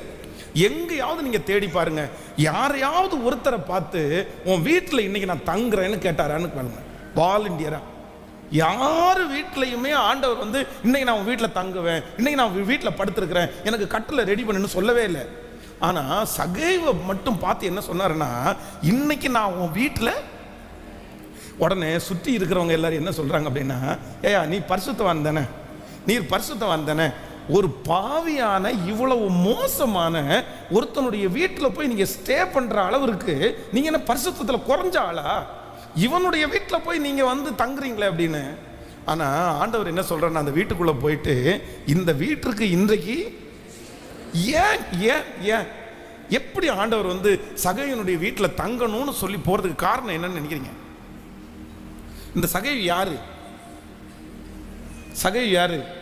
இந்த சகையோ டாக்ஸ் கலெக்டர். இந்த டாக்ஸ் கலெக்டரா இருந்ததுனால நிறைய இடத்துல ஜனங்களிடத்துல அநியாயமா வாங்கி வாங்கி வாங்கி நிறைய சொத்து சேர்த்துட்டான். பெரிய பணக்காரன், பெரிய கோடீஸ்வரன், ஜனங்கள் மத்தியில இவன் பெரிய ஆசீர்வதிக்கப்பட்டவன். ஆனா இவனுக்கு ஒரே ஒரு ஆசை, இயேசுவை சொல்லுங்க, இயேசுவை பார்க்கணும்னு ஆசை இருக்குது. ஆனா பணம் கொடுத்து ஒரு 1 லட்சம் ரூபாய் காணிக்க கொடுத்து இயேசுவை வீட்டுக்கு வர சொன்னா அவர் வருவார்னா இவன் 1 லட்சம் கொடுத்துருப்பான், 10 லட்சம் கொடுத்துருப்பான். ஆனா இயேசு அப்படிப்பட்டவர் அல்ல. இயேசுவை இவனுடைய அசிஸ்டண்ட்டை வச்சு மீட் பண்ண முடியாது, இவனுடைய பணத்தை வச்சு மீட் பண்ண முடியாது, இவனுடைய அதிகாரத்தை வச்சு மீட் பண்ண முடியாது. இயேசு தாழ்மை உள்ளவருக்கு கிருபை அளிக்கிறவர் இல்லை. உடனே இவன் என்ன முடிவு பண்ணிட்டான் அப்படின்னு சொன்னா, நான் இயேசுவை பார்க்கணும், ஆனா இயேசுவை பார்க்கறதுக்கு எனக்கு எந்த விதத்திலும் தகுதி இல்லை. நான் இப்போ ஒன்று பண்ணுவேன். என்ன பண்ணுவேன் அப்படின்னு சொன்னா, நான் காட்டத்தி மரத்தில் ஏறுவேன். நீ நினைச்சு பாருங்களேன், பேண்ட் சட்டை போட்டுட்டு பனைமரத்தில் ஏறினா எப்படி இருக்கும் சொல்லுங்களேன். இந்த கோயம்புத்தூரில் இந்த ஃப்ளைட்டு இருக்குல்ல, ஃப்ளைட்டு பக்கத்தில் பார்த்தீங்கன்னா அந்த ஏரியாவில் நீங்கள் போனீங்கன்னா ஃப்ளைட்டில் ஏறாதவங்க நிறைய பேர் அதை பார்க்கணுன்னு ஆசைப்படுவாங்க. எப்போ போனாலும் ஒரு 10 காரு நின்றுட்டே இருக்கும். அதில் நிறைய அங்கே ஒரு மரம் இருக்குது, அந்த மரத்தில் ஏறி நின்று பிள்ளைங்க எல்லாம் ஃப்ளைட்டை பார்ப்பாங்க. ஆனால் கீழே நிற்கிற ஐயா பேண்ட் சட்டை போட்டிருப்பாரு, இவருக்கு ஃப்ளைட்டை பார்க்கணுன்னு ஆசை, ஆனால் எதில் ஏற முடியாது. கேட்கல, மரத்தில் ஏற முடியாதுன்றதில்ல, அங்கே போய் மரத்தில் ஏறி நம்ம பார்த்தா, ஹலோ, ஃப்ளைட்டை பார்க்கறதுக்கு ஆசை இருக்குது, ஆனால் எது தடுக்குது? கேட்கல, சத்தமாக சொல்லுங்க. நான் போய் மரத்தில் ஏறி நிற்கும் போது யாராவது ஒருத்தர் பார்த்தா, ஏன் இந்த வயசில் மரத்தில் ஏறி நின்று ஃப்ளைட்டை பார்க்குறீங்கன்னு நினச்சிருவாங்களோ அப்படின்ற ஒரு யோசனையில் எட்டி எட்டி பார்ப்பாரு. ஆனால் ஃப்ளைட்டை பார்க்க, ஆனால் இயேசுவை பார்க்கணுன்னு நினச்ச சகையோ தன்னுடைய சிங்காசனத்தை, தன்னுடைய படிப்பை, தன்னுடைய வசதியை எல்லாத்தையும் என்ன பண்ணினார் அப்படின்னு சொன்னா, இறக்கி வச்சிட்டாரு. இறக்கி வச்சிட்டாரு. இவர் தான் காட்டத்தி மரத்திலே நான் இருக்கும்போது என்ன இயேசு பார்க்கணும்னு நினைக்கல, நான் இயேசுவை பார்க்கணும்னு மட்டும்தான் நினைச்சாரு. ஆனால் இயேசு, நீ என்னை பார்க்கணும்னு நினைச்சத நான் 1 கிலோமீட்டருக்கு வரும்போதே நான் பார்த்துட்டேன். ஏன்னா அந்த மனசு இருக்கு பாருங்களேன், அந்த மனசு இருக்கு பாருங்க. எல்லாருமே சகைவை எப்படி பார்த்துருப்பாங்க அப்படின்னு சொன்னா, இவன் மோசமான ஆளு, இவன் மோசமான ஆள்னு பார்த்தாங்க. ஆனா உண்மையா அவனுடைய இருதயத்தை யார் பார்த்தான்னா கர்த்தர் மட்டும் பார்த்தார். இறங்கி வாப்பா, நீ இறங்கி வா, உன் வீட்டில் நீ தங்கணும்னு சொன்ன உடனே அடுத்த அவன் மனசு என்ன சொல்லுது அப்படின்னா, நான் யாரிடத்துல யாரும் அநியாயமாய் வாங்கினது உண்டானால் எப்படி திரும்பி கொடுக்குறேன்? உடனே அடுத்த நிமிஷமே அப்படியே இறங்கி ஆமாப்பா நான் ஒன்றும் இல்லைப்பா. வேதம் சொல்லுகிறது இவனும் ஆபிரகாமுக்கு குமாரன். ஹல்லேலூயா. பிரதர் சிஸ்டர், ஆண்டவர் இன்னைக்கு உங்களிடத்துல ஒன்று மட்டும் கேட்குறாரு. என்ன சொல்றாரு அப்படின்னு சொன்னா, எந்த இடத்துலையும் உங்களுடைய கோபம் ரொம்ப நேரம் இல்லை, உங்க கோபம் ஒரு நிமிஷம். நீங்க என்ன பண்ணணும் அப்படின்னு சொன்னா, நான் சரண்டர் ஆகிறேன், நான் இறங்குறேன். நான் இறங்கும் போது அந்த இடத்துல ஒரு சமாதானம் உண்டாகுமானால், நான் இறங்கி போகும்போது அந்த இடத்துல ஒரு சலசலப்பு மாறுமானால், நான் இறங்கிட்டேன்னா அந்த இடத்துல ஐக்கியம் உண்டாகுமானால், நான் ரெடி. எதுக்கு ரெடின்னா, நான் இறங்குறதுக்கு. கேட்கல, உங்களை பார்த்தா ரெடியா இருக்கிறது மாதிரி தெரியல. ரெடின்றவங்க கை தூக்க பார்க்கலாம். நான் இறங்குறதுக்கு ரெடி. ஆமென். ஹல்லேலூயா. அப்ப இன்னைக்கு மத்தியானமே இறங்க போறீங்க நீங்க. ஆமென். இந்த உலகத்திலேயே ரொம்ப வேல்யூபுல்லான ஒரு வேர்டு அப்படின்ற வேர்டை குறித்து யோசிக்கும் போது ஒருத்தர் சொன்னாராமா, உலகத்திலே ரொம்ப வேல்யூபுல்லான வேர்டு என்ன வேர்டு அப்படின்னா சாரி. ஆமா, எது? நிறைய பேருக்கு இது பயங்கர கெட்ட வார்த்தை. சாரி நிறைய பேருக்கு என்ன வார்த்தை? கெட்ட வார்த்தை. தலை மேல என்ன இடி வந்து விழுந்தாலும், நான் எவ்வளவு தப்பே நான் பண்ணியிருந்தாலும் என்ன கேட்க மாட்டேன்? சொல்லுங்க. சாரின்றது மட்டும் வராது. கல்லுள்ளி மாதிரி அப்படியே நின்ன, அடி வேணா நீ அடி, நீ திட்டு, நீ என்ன வேணாலும் பண்ணு, ஆனா நான் என்ன கேட்க மாட்டேன்? இல்ல, ஆண்டவருடைய பிள்ளைகளுக்கு இந்த குணம் இருக்கவே கூடாது. இந்த குணம் இருந்துச்சுன்னா நீங்க சுகமாகவே வாழ மாட்டீங்க. பாஸ்டர் இப்படி சொல்றாருன்னு நினைக்காதீங்க. உங்க மேல அன்பு வச்சு சொல்றேன், நீங்க சீக்கிரமா சிக்காவீங்க. உங்களுக்கு ரொம்ப நஷ்டம் உண்டாகும். நீங்க சுகமாய் வாழவே முடியாது. அன்பு தகப்பன்மாருக்கு, பிரதர்ஸுக்கு சொல்றேன், பிரதர் இந்த கேரக்டர் நீங்க இருந்தா நீங்க உண்மையில நீங்க சுகமா வாழ முடியாது பிரதர். நீங்க இறங்க, என்ன பண்ண முடியும்? அதே இடத்துல பாருங்க, அந்த இளையகுமாரன் இருந்த அந்த இடத்துல அந்த மூத்த குமாரன் தன்னுடைய தகப்பனார் வந்து வெளியில வந்து அவ்வளவு கெஞ்சுன்னு கெஞ்சுறாரு, நீ நல்லவன் தான்ப்பா, நீ எந்த தப்பும் பண்ண, இப்ப என்னப்பா பண்ண முடியும்? அதுக்காக இந்த பிள்ளைய மன்னிக்காம விட முடியுமாப்பா? அதுக்காக இந்த பிள்ளைய வந்து தெருவில் விட முடியுமாப்பா? விட முடியாதுப்பா. நீ அண்ணனா அப்பா, நான் இறங்கி தான் ஆகணும். சரி, ஓகே, அவனுடைய ஜீவன் பிழைச்சு வந்தானே, பரவாயில்ல, அவனை ஏத்துக்குவோம் வாப்பான்னு கூப்பிட்டா அவ்வளவு கெஞ்சினால் நான் இறங்க மாட்டேன்னு சொல்லி அத்தனை நாள் அந்த குடும்பத்தில் நல்லவனா வாழ்ந்த என்ன பிரயோஜனம்? அத்தனை நாள் தன்னுடைய தகப்பனுடைய ஒரு ஆடையை எடுக்காம இருக்கிறதுக்கு என்ன பிரயோஜனம்? என்ன லாபம்? சந்தோஷத்தில் பங்கு இல்லையே. அவன் சந்தோஷமா இல்லைன்றதுக்காக அந்த வீட்டில் என்ன குறைஞ்சு போயிருச்சு? எதுவுமே குறைஞ்சு போகலையே. கடைசியில் நஷ்டப்பட்டு நின்னது யார் தெரியுமா? கடைசியில் நஷ்டப்பட்டு நின்னது யாரு? அவ்வளவு பரிசுத்தமா வாழ்ந்து, அவ்வளவு உழைச்சு, அவ்வளவு உண்மையா இருந்த அந்த மூத்த குமாரன் தான் நஷ்டப்பட்டு நின்னான். பிரதர், கடைசியில் நஷ்டப்பட்டு நிக்கிறது நீங்க தான் பிரதர் நிப்பீங்க. கடைசியில் பாடுபட்ட நீங்க தான் பிரதர் அவமானப்பட்டு நிப்பீங்க. நீங்க தான் பிரதர் எதுவுமே அனுபவிக்க மாட்டீங்க. காரணம் என்ன தெரியுமா? அந்த ஒரு என்னப்பா, நம்ம ஒண்ணுமே பண்ண முடியாது. ஒண்ணுமே, அவங்க அவ்வளவுதான், அப்படிதான் நினைக்க முடியும். சரி, அவங்கள மன்னிச்சிரும்.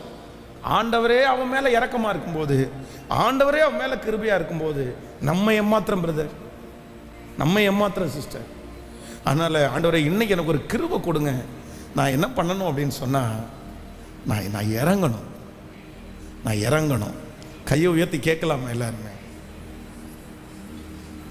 முழு பலத்தோட கூட ஏசப்பட்ட ஆண்டவரே, அந்த இறங்கக்கூடிய கிருபை. Thank you Jesus. எல்லாரும் சத்தத்தை உயர்த்தி நன்றியப்பா, நன்றியப்பா, நன்றியப்பா, நன்றியப்பா. நன்றி அப்பா, நன்றி அப்பா, நன்றி அப்பா, நன்றி அப்பா, நன்றி ஆண்டவரே, நன்றி ஆண்டவரே, நன்றி ஆண்டவரே, நன்றி. உம்மை போல் என்னை மாற்றிடும், உம்மை போல் என்னை மாற்றிடும். சொல்லுவோம், உம்மை போல், உம்மை போல் என்னை மாற்றிடும். ஹல்லேலூயா. உம்மை போல் என்னை மாற்றிடும். என்னை கழுவும், என்னை கழுவும் சுத்தமாவே சுத்திகரியும் தூய்மையாவே என்னை கழுவும் சுத்தமாவே சுத்திகரியும் தூய்மையாவே உம்மை போல்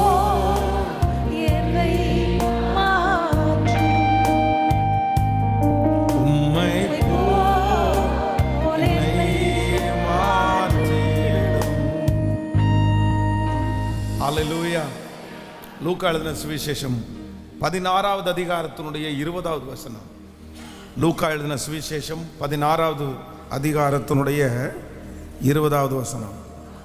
லாசரு என்னும் பெயர் கொண்ட ஒரு தரித்திரனும் இருந்தான். அவன்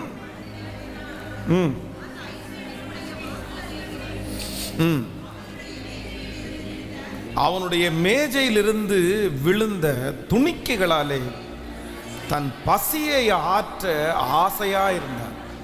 நாய்கள் வந்து அவன் பருக்களை நக்கிற்று. ஆமென்.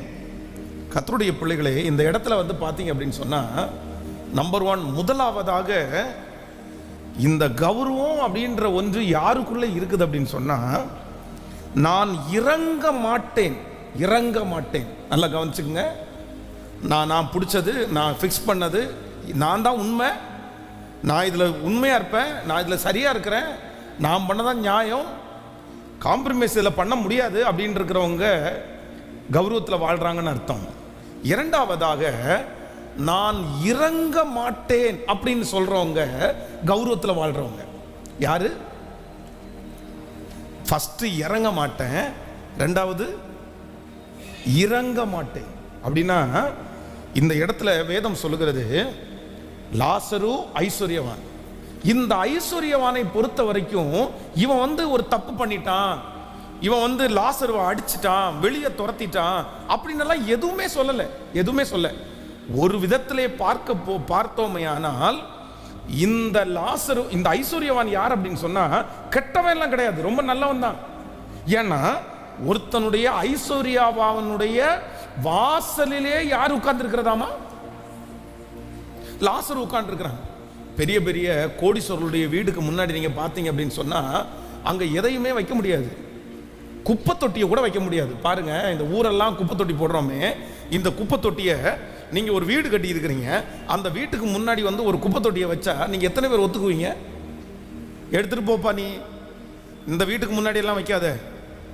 எத்தனையோ வந்து பெரிய பெரிய அரசியல்வாதிகள் தங்களுடைய வீட்டிற்கு முன்பாக இருந்த அந்த மாதிரி, அப்படின்னா ஒரு சின்ன கடை, அவங்க நல்ல வியாபாரம் பண்ணிட்டு இருப்பாங்க, அந்த கடையில் வர்றவங்கெல்லாம் ரோட்டில் நின்று சாப்பிட்றாங்கன்னு சொல்லி கவர்மெண்ட்டில் சொல்லி பிரச்சனை பண்ணி எடுக்க வச்சவங்க எத்தனையோ பேர் இருக்கிறாங்க. மதுரை பக்கத்தில் பார்த்தீங்க அப்படின்னா ஒரு திருச்சபையில் வந்து ரொம்ப அழகாய் கட்டப்பட்ட ஒரு திருச்சபை, முன்னாடி காம்பவுண்ட் வாலெல்லாம் ரொம்ப அழகாக கட்டிட்டாங்க. அந்த ஏரியாவில் வந்து மாட்டு வண்டியில் வர்ற ஒருத்தர் என்ன பண்ணியிருக்கிறாருன்னு சொன்னால், தன்னுடைய மாட்டு வண்டியை கொண்டு வந்து அந்த சர்ச்சினுடைய அந்த சைடில் வாசலில் விட்டு அந்த நிழலில் வந்து அந்த காம்பவுண்ட் வாலில் சாஞ்சிருக்கிறார். அப்போ அந்த இடத்துக்கு உள்ளே வந்து பாஸ்டர் வந்து, நீங்கள் யார், இங்கே என்ன இருக்கிறீங்க அப்படின்னு கேட்ட உடனே, இந்த மாதிரி நான் வந்துடுறேன், எனக்கு டயர்டாக இருக்குது, கொஞ்ச நேரம் நான் ரெஸ்ட் எடுத்துகிட்டு போகிறேன்னு சொன்னால், நீங்கள் எதுக்கு இங்கே உட்காந்துருக்கிறீங்க பாருங்கள், அந்த மாடெல்லாம் கட்டி இதெல்லாம் புல் சாப்பிட்றது, செடியெல்லாம் எவ்வளோ விலை தெரியுமா, நீங்கள் பாட்டுக்கு அதில் சாஞ்சிருக்கிறீங்க, அந்த செவர் வந்து அழுக்காகாதா அப்படின்னு கேட்டு திட்டின உடனே கொஞ்சம் நேரம் தானே வந்து உட்கார்றேன் அப்படின்னு சொன்ன உடனே இவருக்கு ரொம்ப கோபம் வந்து உள்ளே போய் வாட்ச்மேனை பிடிச்சி கத்துறாரு. ஏப்பா வெளியில் அவன் இருக்கிறான், நீ என்ன அவனை உட்கார வச்சுருக்கேன்னு சொன்ன உடனே இந்த வாட்ச்மேன் வந்து இவர்கிட்ட சண்டை போடுறாரு. போப்பா நீ போப்பா, சார் வரும்போதே நீ எதுக்குப்பா இப்படி நின்றுருக்குற அப்படின்னு சொல்லி திட்டின உடனே இவர் என்ன சொல்கிறார் அப்படின்னா, நான் என்ன ஓம் வீட்டிலே வந்து படுக்கிறேன், இல்லை உன்னுடைய இதுக்குள்ளே வந்தேன், நான் ரோட்டில் இருக்கேன்னு சொல்லிட்டு இவருக்கு கோவம் வந்துச்சு. இந்த மாட்டு வண்டியை ஓட்டிட்டு வந்தவர் இப்படி சர்ச்சில் வந்து அன்னைக்கு இந்த போலீஸில் முக்கியமான நபர் வர ஸ்ட்ரெயிட்டாக அவருக்கு ஃபோன் பண்ணி இந்த மாதிரி ஒருத்தன் ரோட்டில் பிரச்சனை பண்ணிட்டு இருக்கிறான், மாடை கொண்டு வந்து பிரச்சனை பண்ணுங்கன்னு சொன்ன உடனே அவர் வந்து ஒரு போலீஸ் வேனில் ஒரு 4 பேரை வந்து போகலன்னா அவ்வளோதான் கேஸை போட்டு விட்ருவேன்னு சொன்ன உடனே அந்த மனுஷன் வந்து சபிச்சுட்டே போயிட்டான். ஆனால் அதற்கு பிறகு கொஞ்ச நாளைக்குள்ளே பார்த்தீங்கன்னு சொன்னால் அந்த ஆலயம் இருக்கிற இடம் வந்து இவர்களுக்குரிய இடம் அல்ல, அதில் வந்து ஏற்கனவே அந்த பத்திரத்தில் மாற்றம் ஆயிருக்குன்னு சொல்லி அந்த ஆலயமே முழுக்க தரமட்டம் ஆயிடுச்சு. அந்த ஆலயம் முழுவதும் தரமட்டமாகிட்டாங்க. அது நடந்த ஒரு சம்பவம். அந்த மனுஷனை இருக்க விட மாட்டோம் அப்படின்னு சொன்னதுக்கு காரணம் என்ன அப்படின்னு சொன்னால், என்ன குணம் இல்லை அப்படின்னு சொன்னால், இரக்க குணம் இல்லாத ஒரு நபர் வந்து எதில் வாழ்கிறாங்க அப்படின்னு சொன்னால் கௌரவத்திலேயே வாழ்கிறாங்க. நமக்கு என்ன குணம் இருக்கணும் அப்படின்னு சொன்னால், இந்த உலகத்திலே மனிதனாய் பிறப்போமே ஆனால் நமக்கு என்ன குணம் இருக்கணும் அப்படின்னு சொன்னால் இரக்க குணம் இருக்கணும். இந்த ஐஸ்வர்யவான் நல்லவன் தான் பாணி, ஆனால் உன்னுடைய வாசல் அருகே ஒருவன் பட்டினியாய் கிடக்கும்போது உன்னுடைய மேஜையில் இருந்து விழுகிற அந்த துணிக்கையை சாப்பிட்றதுக்கு வேஸ்ட்டை சாப்பிட்றதுக்கு ஆசையாக இருக்கும்போது நீ இவ்வளோ பெரிய ஐஸ்வர்யவான், உனக்கு ஒரு நேரம் சாப்பாடு கொடுக்கறதுனால உனக்கு ஒன்று குறைஞ்சி போக மாட்டேன். அந்த மனுஷனுக்கு மேலே உனக்கு என்ன வரல அப்படின்னு சொன்னால் இரக்கமே வரல, இரக்கமே வரல. நமக்கு என்ன வரணும் அப்படின்னு சொன்னால், பொதுவாக பாதிக்கப்பட்டவர்களை பார்க்கும்போது, கஷ்டப்பட்டவங்களை பார்க்கும்போது ஜஸ்ட் வந்து உங்களுக்கு வேற வேலை இருக்கு, நீங்கள் அவசரமாக கூட போகிறீங்க, ஆனால் உங்கள் மனசில் ஐயோ பாவம் அப்படின்ற எண்ணமாவது உங்களுக்குள்ள பக்கத்தில் கையை பிடிச்சி சொல்லுங்க. நீங்கள் அவங்களுக்கு காசு கொடுக்காட்டி கூட பரவாயில்ல, அவங்களுக்கு சாப்பாடு வாங்கி கொடுக்காட்டி கூட பரவாயில்ல, அவங்க ரத்தத்தை துடைக்காட்டி கூட பரவாயில்ல, ஆனால் உங்கள் மனசில் என்ன வேணும் அப்படின்னு சொன்னால் ஒரு சின்ன இரக்கம். நீ வேற ஒன்றும் சொல்ல வேண்டாம், ஒரு வார்த்தை சொன்ன போதும். ஐயோ சொல்லுங்க, கையை ஐயோ பாவம் சொல்லுங்க எல்லாருமே. இந்த வார்த்தையை சொல்லி ரொம்ப நாள் ஆச்சுல்ல, சொல்லுங்க. இன்னைக்கு செல்ஃபி உலகம், செல்ஃபி உலகம். அதான் நிறைய மீமெல்லாம் கூட பார்ப்பீங்க. இன்னைக்கு ஒருத்தனுக்கு அடிபட்டா கூட வீடியோ எடுக்கிறது தான் குறியா இருக்காங்களே தவிர அவன் செத்து போறதை குறித்து சொல்லுங்களேன். இரக்கமே இல்லாத உலகம், இரக்கமே இல்லாத உலகம், அப்படி உறிஞ்சு குடிக்கிற உலகம். மெடிக்கல் ஃபீல்டெல்லாம் ஒரு டைம் எல்லாம் எப்படி இருந்துச்சு தெரியுமா, எவ்வளவு தியாகமாய் செய்தார்கள் தெரியுமா. ஆனால் இன்னைக்கெல்லாம் எல்லாரையும் சொல்லலை, இன்னைக்கு இருக்கிற மெடிக்கல் ஃபீல்டு வந்து நான் சொல்கிறேன், எல்லா நோயாளிகளையும் பார்க்க முடியாது, எல்லா நோயாளிகளையும் ரொம்ப விசாரிக்க முடியாது, ஓகே. ஆனால் என்ன வேணும், ஒரு இரக்கமாவது வேணும் இல்லை. ஐயோ இவனுக்கு இந்த ஆப்ரேஷன் பண்ண வேண்டிய அவசியமே இல்லை, ஆப்ரேஷன் பண்ணுறதுக்கு உனக்கு காசு இருக்காப்பான்னு கேட்டால் இல்லை சார், எனக்குன்னு இருக்கிறதுக்கு ஒரே ஒரு சின்ன நிலம் தான் சார் இருக்குது, அதை விற்று தான் சார் நான் ஆப்ரேஷன் பண்ணணும்னு சொன்ன உடனே அந்த ஆப்ரேஷனே பண்ணாமல் அந்த மனுஷனை ரெடி பண்ண முடியும். ஆனால் அவங்க என்ன சொல்லுவாங்க தெரியுமா, ஆப்ரேஷன் பண்ணுறதுக்கு 7 லட்சம் ஆகுப்பா, நீ விற்றுருப்பா. என்ன இல்லை சொல்லுங்க. அட்லீஸ்ட் அந்த மனுஷனை பார்த்து நீ ஒன்றும் விற்க வேணாம் சாமி, நீ வச்சுக்கோ, இந்த மாத்திரை சாப்பிட்டா சரியா போயிடும், இந்த ஒரு இறக்க குணம் இருந்தாலே நீங்கள் போய் அவங்க வீட்டில் போய் அவருக்கு ஃப்ரீ ட்ரீட்மெண்ட் பண்ண வேண்டாம், நீங்கள் கொடுத்த மாத்திரையை காசு வாங்காமலாம் விட வேண்டாம், நீங்கள் காசு வாங்குங்க, உங்களுடைய ஊதியத்தை எல்லாத்தையும் வாங்கிருங்க. ஆனால் மனசுக்குள்ள என்ன, சத்தமாக சொல்லுங்க. இப்போ உங்களை பார்த்து கேட்குறேன், நீங்கள் பிச்சைக்காரருக்கு பிச்சை போடாட்டி கூட பரவாயில்ல சிஸ்டர், பிச்சை போடாட்டி கூட பரவாயில்ல, அவனை போ இப்படின்னு துரத்தாம இருந்தா சொல்லுங்க, சத்தமா சொல்லுங்க. ஆனா இன்னைக்கு எந்த குணம் இல்லை தெரியுமா, இந்த இறக்க குணம் கூட மனுஷனுக்குள்ள இல்லைங்க. இந்த இறக்க குணம் கூட மனுஷனுக்குள்ள இல்லைங்க. நாறுது போ, நாறுது போ. இந்த உலகம் வந்து பொல்லாங்கனைக்குள்ளே கிடக்கிறது. ஆண்டவர் ரொம்ப வருத்தப்படுவார், ரொம்ப வருத்தப்படுவார். எதுக்கு வருத்தப்படுவார் அப்படின்னா, மனைவி மேல இரக்கம் இல்லை, பிள்ளைங்க மேல இரக்கம் இல்லை, எங்க இரக்கம் இல்லாத ஒரு உலகம். ஆனா ஆண்டவரிடத்துல நான் கேட்கிறேன், எனக்கு ஒன்று தாரும் ஆண்டவரே, எனக்கு இறங்கக்கூடிய ஒரு கிருபை எனக்கு தாங்க ராஜா. ஹல்லேலூயா. என் மனசு என்ன பண்ணணும் அப்படின்னு சொன்னா, கஷ்டத்தை பார்க்கும்போது, வேதனையை பார்க்கும்போது, எனக்கு செய்கிறதுக்கு பலன் இல்லைன்னா கூட என் மனசுல ஒரு இரக்கம் வந்து அவனுக்காக ஒரு நிமிஷம் ஜெபமாவது பண்ணக்கூடிய கிருபை தாங்கப்பா. ஒரு ஜெபமாவது பண்ணணும் ஆண்டவர். என்ன மனுஷனா மாத்துங்க ஆண்டவரே, என்னை மனுஷனா மாத்துங்க ஆண்டவரே. ஒரு மனைவி வந்து எனக்கு உடம்பு நிலை சரியில்லை இந்த மாதிரி இருக்குன்னா, அடுத்த வார்த்தை என்ன சொல்றாங்க தெரியுமா? நீ சாகு, நீ செத்துரு, நீ எதுக்கு உயிரோட வாழ்ற? சரி, ஏதோ ஒரு டைம் கோபத்தில் சொல்லிட்டாருன்னா கூட பார்த்தா கூட, ஏதாவது ஒரு அடிபட்டு வந்துச்சுன்னா ரத்தம் சொட்ட சொட்ட நிற்கும் போது நம்முடைய மனசுக்கு என்ன வரணும்? என்னதான் இருக்கட்டுங்க, என்னதான் இருக்கட்டுங்க, உடனே போய் சரி சரி சரி சரி என்னாச்சு, ஒரு கட்டு போட முடியும். அந்த இடத்துலையும் என்ன, உனக்கு வேணும், உனக்கு தேவை, நீ இப்படி பண்ணிட்டு போனல, உனக்கு இதுவும் நடக்கும், இதுக்கு மேலேயும் நடக்கும். இதுக்கு சிலருக்கெல்லாம் எப்படி தூக்கம் வருதோ தெரியல, சிலருக்கெல்லாம் எப்படி தூக்கம் வருதோ. அவ்வளவு சண்டை போட்டு, அவ்வளவு கணவனார பிபியை ஏற்றி விட்டு அவர் பெட்டில் தூங்க முடியாம படுத்து உருண்டு இருப்பாரு. ஆனா இவங்களுக்கு கொரட்டை விட்டு, நீ செத்தா என்ன, பொழைச்சா என்ன, நீ இருந்தா என்ன, போனா என்ன, எனக்கு சொல்லுங்க. ஏன்னா என்ன போச்சு? ஆனா ஒரு உண்மையான மனைவி, உண்மையான கணவன் கண்டிப்பா அப்படி தூங்க மாட்டாங்க. கொஞ்சமாவது என்ன வரும் தெரியுமா? சரிங்க சரிங்க, ஏங்க கோச்சிட்டுக்கிறீங்க, சரி படுத்துங்க, ஏன்னா அப்படிலாம் ஒன்றும் இல்லை, சரி ஒரு தண்ணி ஏதாவது வேணுமா, சுடு தண்ணி ஏதாவது தரட்டுமா, நான் குடிச்சிட்டு படுக்கிறீங்களா, இல்லை தைல ஏதாவது தேய்ச்சி விடட்டுமா? இதுதான் உண்மையான மனைவி, இதுதான் இரக்கமுள்ள மனைவி. ஆனால் இரக்கமில்லாத உலகம். கேளுங்க ஆண்டவரிடத்தில், நான் மாறிட்டேன், இந்த உலகத்தை அந்த மாதிரி நான் மாறக்கூடாது ராஜா. அவர் நேற்றும் இன்றும் என்றும் மாறாதவர். அவர் மேல் என் இரக்கத்தை கர்த்தர் தருகிறார். இந்த புதிய வருடத்தை கர்த்தர் எனக்கு கொடுத்ததே எனக்கு இரக்கம். அவர் என் மேல பாராட்டின இரக்கம் ரொம்ப பெருசு. யாருமே இறங்க முடியாத இடத்துல அவர் எனக்காக இறங்கினார். என்னை பற்றி எல்லாமே தெரிந்தும் என் மேல இரக்கத்தை பாராட்டுகிற அவரை போல வேறு ஒருவரும் இல்லை. அவர் இரக்கத்தில் ஐஸ்வர்யம் உள்ளவர். நம்புறவங்க கைகளை மேல தட்டி, நான் ஆராதிக்கிற தேவன், நான் ஆராதிக்கிற தேவன் அவர் இரக்கத்தில் ஐஸ்வர்யம் உள்ளவர், அவர் இரக்கத்தில் ஐஸ்வர்யம் உள்ளவர். ஹல்லேலூயா ஹல்லேலூயா ஹல்லேலூயா. சொல்ல, கைகளை உயர்த்தி கேளு. இதுவரையிலும் நன்மை செய்தவர் அவர்தானே. கைகளை உயர்த்தி சொல்லுங்க, ஆண்டவரே அந்த குணம் கொஞ்சம் கொஞ்சமா என்னிடத்துல சாகடிக்கப்படுறதை நான் உணர்றேன், ஆனா எனக்கு அந்த சுபாவத்தை கொடுங்க ஆண்டவரே,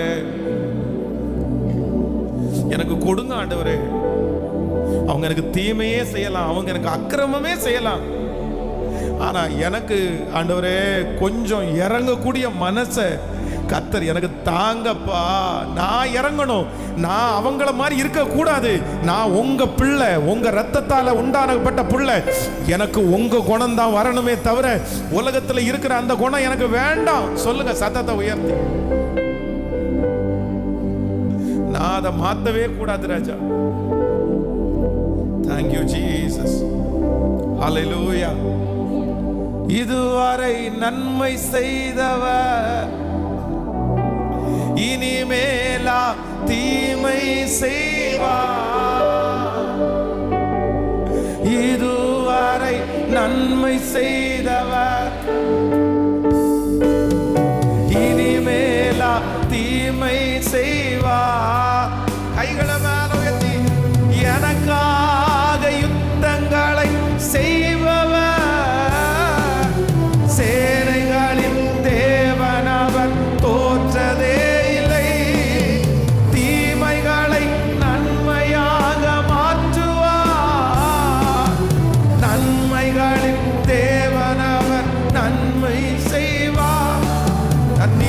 துதிப்பதற்கும் வேண்டுவதற்கும் மேலாய் மேலாய் அன்பு செய்வார்.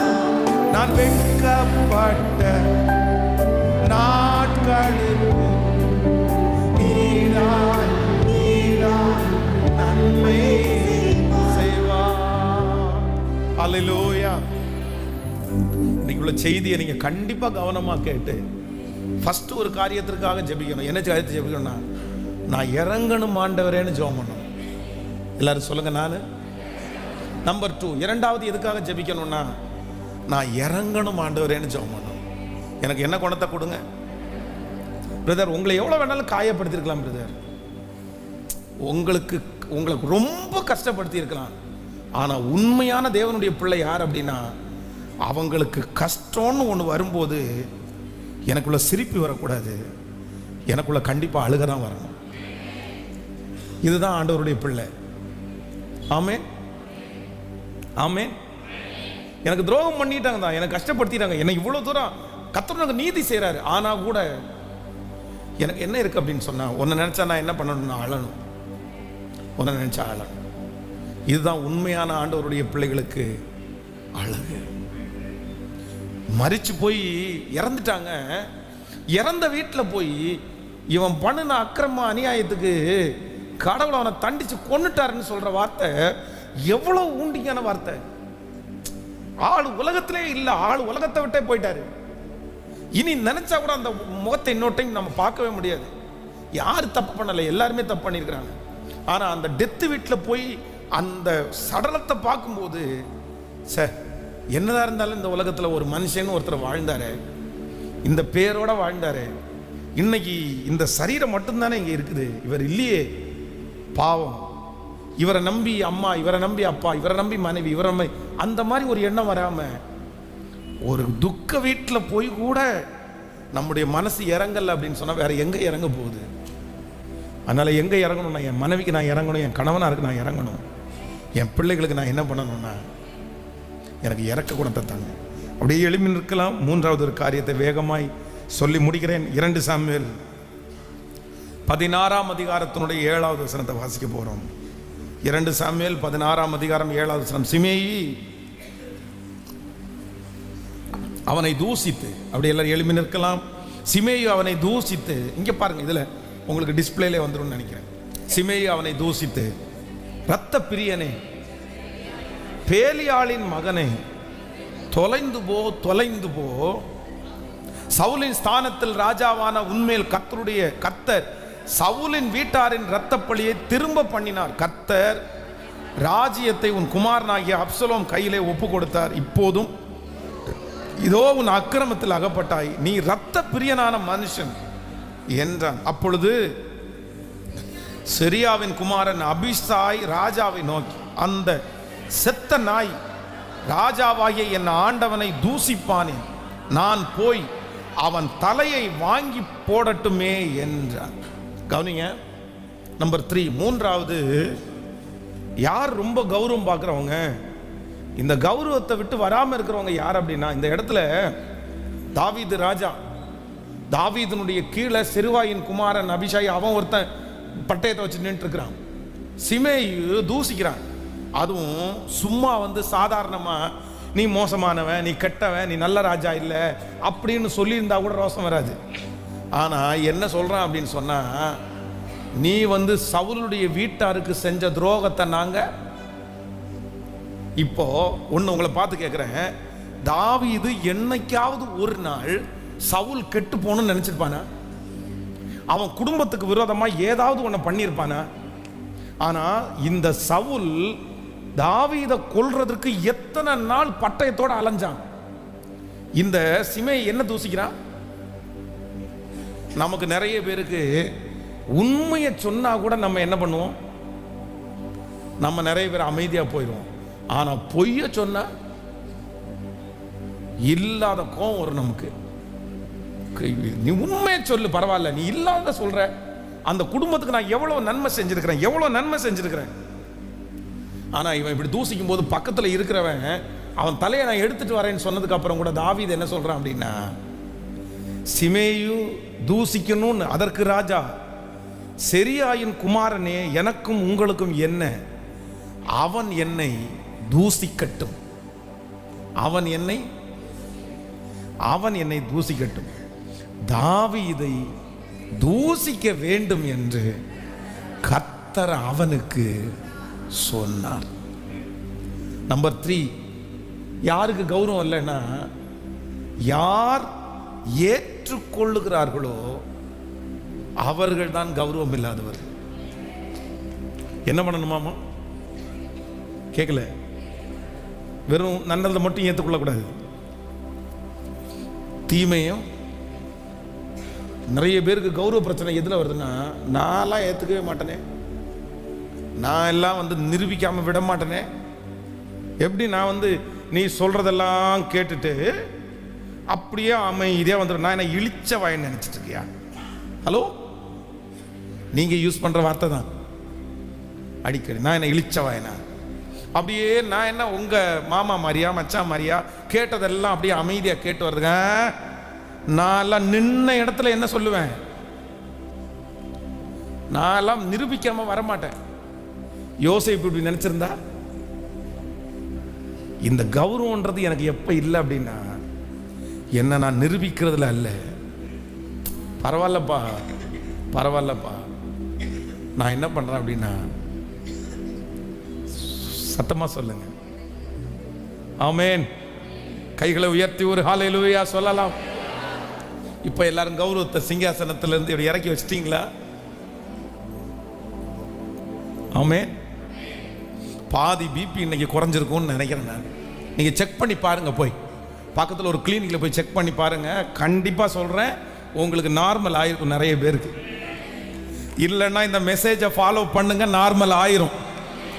பாதி பேருடைய பிபியே எங்க தான்? என்ன கௌரவம்? இந்த கௌரவத்தை வச்சு என்னத்தான் பண்ண போறீங்கன்னு எனக்கு தெரியல. இதை கொண்டு பரலோக ராஜ்யம் எல்லாம் போக முடியாது. ஆண்டவர் கௌரவத்தை பார்க்குறவங்கள நிறைய பேரை போப்பா கௌரவத்தை பார்க்க, கௌரவமாய் வாழ்ந்து பாடுபடுறவங்கள ஆண்டவர் கொஞ்சம் கூட திரும்பி கூட பார்க்க முடியாது. நீ பண்ண தேவையை நீ அனுபவிக்கிற, நான் என்ன பண்ண முடியும்? நாகமானை குறித்து வேதம் சொல்லுது. வீட்டில் இருக்கிற அந்த பெண், சின்ன பொண்ணு சொல்றா, அங்க ஒரு தீர்க்கதரிசி இருக்காரு, அவர் கையை வச்சு ஜெபம் பண்ணா சரியாகும்னு சொன்ன உடனே, எப்படியாவது என் குஷ்டரோகம் சரியான போதும்னு சொல்லி தங்கத்தையும் பொன்னையும் வெள்ளியும் எடுத்து அவருக்கு காணிக்கையெல்லாம் நிறைய எடுத்துட்டு அழகா போனா, இவர் மீட் பண்ண கூட விடல. ஒருத்தனை பார்த்து, வேலைக்காரனை பார்த்து கூப்பிடுறாரு, யாருப்பா வந்திருக்கிறாரு? சார், நாகமான்ற ஒரு பெரிய பணக்காரன், ஒரு கோடீஸ்வரன் வந்திருக்கான் சார். அவன் கோடீஸ்வரனா இருந்தான்னா எனக்கு என்ன, போயிட்டு பக்கத்தில் ஆறு இருக்குது, ஒரு 7 டைம் முங்கிட்டு வர சொல்லு. இந்த நாகமானுக்கு வந்துச்சு பாருங்க ஒரு ரோசம். ஏயா, எங்க ஊர்ல இல்லாத தண்ணியாயா? என் வீட்டினுடைய குழாயை திறந்தா சவர் வருமையா? அதுல என்ன பெரிய வாட்டர், சிறுவாணி வாட்டர் கனெக்ஷன் கொடுத்துருக்கிறேன். நீ என்னடானா இங்கே இருக்கிற பக்கத்தில் இருக்கிற சாக்கடை தண்ணி ஓடிட்டு இருக்குது, அந்த ஆற்ற போய் 7 டைம் முங்கிட்டு வந்தா எனக்கு சுகம். அவ்வளோ கோவம். என்னுடைய கௌரவம் என்ன, என்னுடைய மதிப்பு என்ன, என்னுடைய படிப்பு என்ன, என்னுடைய வசதி என்ன? உடனே பக்கத்தில் ஒருத்தர் சொல்றாரு, ஐயா, ஒரு ஏக்கர் சொத்தை கொடுங்கன்னு சொன்னா கூட நீங்க என்ன பண்ணிருப்பீங்க?